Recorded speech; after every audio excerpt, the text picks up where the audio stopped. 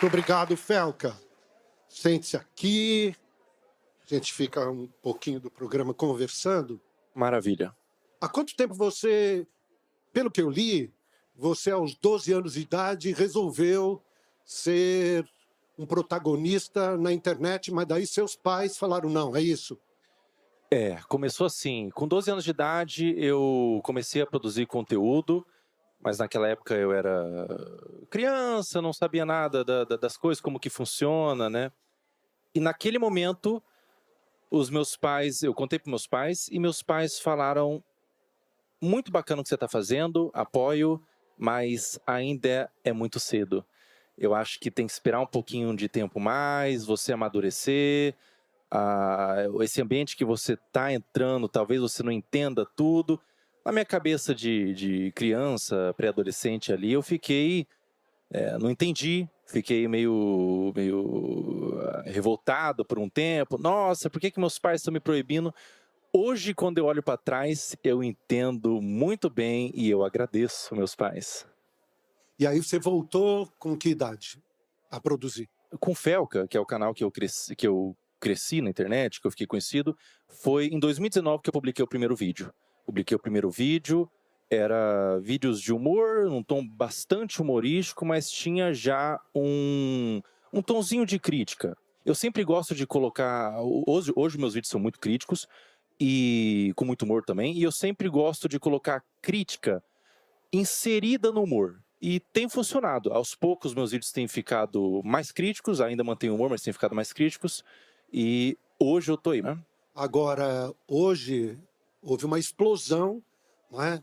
De visualizações, de compartilhamentos. Até aquele momento, há poucos dias atrás, antes do documentário, quantas pessoas faziam parte dos seus canais? Eu tinha... se for contar em todas as redes sociais, daria talvez 15 milhões a 20 milhões. Eu tinha... Na rede social principal, eu tinha 8,8 milhões. E hoje? Hoje, na rede social principal, que eu tinha 8,8 milhões, eu tenho 15 milhões,5 em 5 dias. Foram mais de 7 milhões de seguidores aí em 5 dias e crescendo. O teu vídeo repercutiu muito. Ele repercutiu pela história, né? Através das pesquisas e das denúncias que você fez, mas ele repercutiu também junto ao comportamento das pessoas.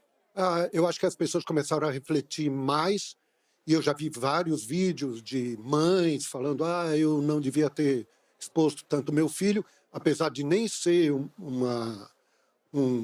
uma exposição, vamos chamar assim, delicada ou sensual.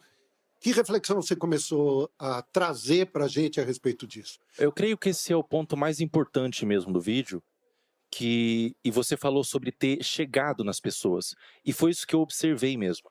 Me mandaram fotos, por exemplo, Serginho, de pessoas assistindo o meu vídeo na horizontal, que é uma coisa muito difícil nos dias de hoje, as pessoas estão consumindo todos na vertical, assistindo no ônibus o meu vídeo, no metrô. Eu fico muito feliz porque não é sobre mim, não é sobre eu como pessoa. É sobre a causa mesmo. Essas crianças, essas contas de perfis de crianças estão sendo utilizadas para promover trocas de pornografia infantil. Isso é muito sério. Isso é muito sério.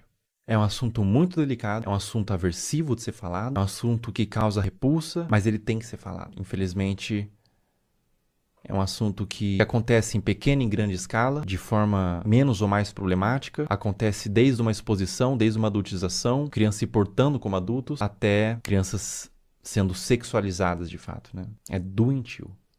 É doentio, é completamente doentio. É muito importante a gente falar sobre isso, e eu observei que esse movimento na internet de crianças produzindo conteúdo, e o público, ele era dividido, ele tinha outras crianças consumindo, alguns pais consumindo, mas ele tinha naquele público também, isso é muito sério, pedófilos. Tinha pedófilos consumindo aquele conteúdo. E era um conteúdo, Serginho, que se eu mostrasse pra você, sem dar o contexto, você ia falar que era um conteúdo inocente. Era uma criança brincando, era uma criança se divertindo ali com as amigas, mas existiam pedófilos, desculpa dizer, eu sei que é forte, cantando aquelas crianças. E daí você vê aquilo, você vai vendo aquele movimento, você vai vendo acontecendo, e você vai vendo pessoas que produzem conteúdo para suas crianças, pessoas que às vezes adultizam propositalmente a criança. Se você não sente uma indignação, você não é um ser humano. E eu, eu senti uma indignação, tinha um público e falei. Simplesmente liguei a câmera. Na minha simplicidade, o estúdio que você vê branco lá, o estúdio contratado, é o meu quarto. É o meu quarto, é a minha câmera ali que eu liguei, falei. As reuniões de pauta era eu e meus amigos, que a gente entrava em ligação, conversava. Cara, isso aqui tá legal, isso aqui não vai, isso aqui vai. E causou um movimento tão gigantesco, Serginho, que agora, nesse momento, tá sendo meio nebuloso, tá sendo meio difícil de cair a ficha. Mas é um convite para as pessoas que estão assistindo, todo mundo que está aqui na plateia, é um convite para vocês entenderem que vocês têm voz. Existe um poder nas pessoas. Você vê algo que está errado e falar, denunciar, na sua simplicidade. As pessoas ouvem. Existe bondade no mundo. Mas e o consumo? Consumo direto consumo. De crianças e adolescentes frente à tela. O consumo ele tem que ser, na minha opinião, supervisionado. O pai tem que supervisionar o que a criança consome na internet, porque é muito fácil é muito fácil, o algoritmo mesmo é trabalhado para isso. É muito fácil a criança sair de uma animação divertida, que ela se diverte, para um conteúdo não apropriado. É muito fácil isso acontecer. É um movimento que acontece muitas vezes. E se você, enquanto pai, tiver a capacidade de supervisionar o seu filho com 10, 11, 12 anos, ele pode consumir de forma moderada, na minha opinião, mas se você não tem a capacidade, se você não consegue ser um pai presente, se você trabalha muito, às vezes tem muitas ocupações e tudo mais, na minha opinião, bloqueio. E uma outra coisa não sobre consumo, Serginho, é sobre produção de conteúdo. Criança não tem que produzir conteúdo na internet. Não tem. A internet é um ambiente... todo mundo que está aqui sabe que a exposição não é algo fácil de lidar. A exposição vem com críticas, vem com pessoas comentando sobre você, comentando sobre aparência, vem com às vezes, um assédio, e a criança não está preparada para receber qualquer tipo dessas coisas. Então, criança não deve produzir conteúdo na internet. Internet é um ambiente para adultos. Muito bem. Tem alguém que gostaria de fazer perguntas aqui? Você aqui, vamos começar. Começa o nome? Ana. Tudo bem? Mais para ver sua opinião, assim, porque a gente sabe que isso não é de hoje. Não começou a postar os vídeos, principalmente do caso que você falou no vídeo, não começou esse ano. Já é de muito tempo. Por que você acha que demorou tanto para tomar essa proporção, para as pessoas começarem a prestar atenção nisso? Essa é uma pergunta boa, Ana. Eu acho que existiam muitas pessoas falando sobre, já era uma coisa bem pública, assim, era relatado. Eu acho que talvez faltou uma mobilização mais numerosa mesmo. Eu acho que foi uma questão de alcance que atingiu. E o alcance vem quando uma pessoa decide. Eu acho que não vem quando a pessoa tem muita autoridade ou qualquer coisa do tipo. Eu acho que o alcance vem quando a pessoa decide reunir informações importantes desde o cerne da questão. Então, reunir provas, pesquisar, denunciar. Quando ela faz ela reúne informações em um vídeo que seja também fácil de consumir, porque muitas pessoas fazem vídeos, falam sobre, mas não querem se envolver. Elas falam de forma meio assim, direta, comentam só para ganhar alguma coisinha em troca. Quando a pessoa decide colocar a cara mesmo, não é sobre a autoridade da pessoa, é talvez sobre o ímpeto de realmente querer causar uma mudança. Eu acho que tem a ver com isso. Quem mais, por favor? Aqui, você. Fala, garoto. Como é seu nome? Opa, prazer. Meu nome é Lucas. Queria perguntar para o Felca o que foi mais difícil para você depois dessa denúncia que você fez através do documentário, se foi montar, editar o vídeo, juntar essas várias denúncias, né, que você juntou para fazer esse documentário, ou o que teve de repercussão, seja positiva ou negativa.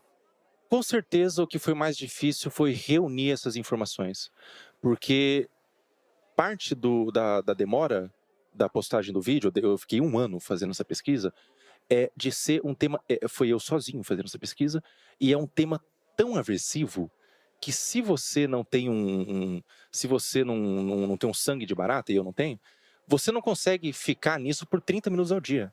Eu ficava vendo aqueles materiais e procurando e buscando, e ficava com tanta agonia, tanta amargor assim na boca, que eu, pela minha saúde mental, vou dar um tempo, vou fechar o notebook e vou voltar amanhã. Então, esse foi o mais difícil. A repercussão, por mais que seja muita coisa acontecendo ao mesmo tempo, é muito positiva. Eu estou muito feliz porque se estão dando luz para essa causa, eu creio que possa haver mudanças. Então, é extremamente positivo. Eu estou super realizado, super satisfeito. Mas, por outro lado, tem gente que não gostou. E eu queria saber como é que você recebeu, e se foram só críticas ou chegou a ter ameaças? Algumas ameaças, sim, Serginho. Algumas críticas, alguns movimentos de difamação, de tentar descredibilizar e tudo mais. Como eu recebo isso, a gente sabia, eu sabia o que eu estava fazendo, a gente sabia, eu e meus amigos, eu e minha equipe de editor e tudo mais, as pessoas que estavam por trás, a gente sabia que o que a gente estava fazendo era grande e tudo era esperado. Tudo era esperado. Olha, a gente não sabe exatamente o que vai acontecer, mas vai vir ameaças, vai vir, talvez venham alguns processos, talvez venha gente insatisfeita com o que eu fiz. Existe também, Serginho, e isso é delicado de falar, mas é verdade, existem alguns pedófilos que se incomodaram pessoalmente por eu estar tentando quebrar o esquema de pedofilia deles. Esses pedófilos, eles vão se sentir atacados pessoalmente e vão bater de frente, mas, sinceramente, quem tem que ter medo são eles, não uma pessoa que está denunciando. Quem tem que ter medo são os pedófilos. Fala. Boa noite, meu nome é Mavi. Boa noite. E a minha pergunta é, depois da repercussão do seu vídeo e a ação do Ministério Público, o que você acredita e qual mecanismo podemos usar para proteger as nossas crianças das redes sociais? Existe o ECA, por exemplo, o Estatuto da Criança. Existem leis para proteção. O que esses criminosos fazem são crimes. Então, eu acho que o melhor movimento, a melhor iniciativa é a iniciativa do indivíduo de denunciar, de ir atrás, de procurar, reunir provas, pesquisas e denunciar o que está vendo na internet. Denunciar. E se tudo der certo, a gente consegue uma mudança no algoritmo para que esses conteúdos não sejam nem capazes de chegar no seu feed. Muito obrigado pela tua vinda, Serginho. aqui, viu? Obrigado Mesmo. Parabéns pelo seu trabalho. Obrigado, Serginho. Obrigado, viu?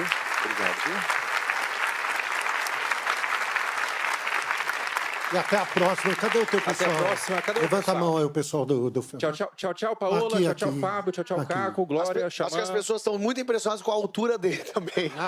Quando ele entrou... E olha que eu tenho 1,80 m. Pega esse quadro. Não, eu tenho 1,80 m. Tá baixinho, Serginho. Você tá muito baixinho. Obrigado, aplausos aqui. Obrigadão.